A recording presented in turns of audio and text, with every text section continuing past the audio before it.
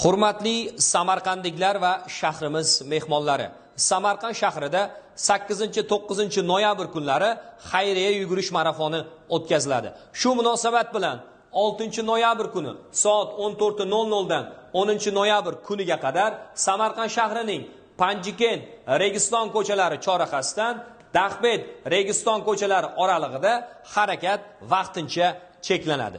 Bundan tashqari 3 yoshdan 11 yoshgacha bo'lgan bolalar o'rtasida yoshlar yugurish marafoni o'tkaziladi. Shu sababli 8 noyabr kuni soat 14:00 dan 18:00 gacha Panjikent va Registon ko'chalari chorrahasidan Registon universitet xiyobonigacha bo'lgan yo'nalishda transport harakati vaqtincha to'xtatiladi. 9 noyabr kuni soat 04:00 dan 14:00 gacha Samarqand shahrining Registon, Universitet xiyoboni, Bo'stonsaroy hamda Ibn Sino, Dahbed ko'chalari kesishmasidan Dahbed, Ro'daki ko'chalari kesishmasigacha, shuningdek, Shoqizinda, Usta Omar Jo'raqulov ko'chalarida harakat vaqtincha cheklanadi.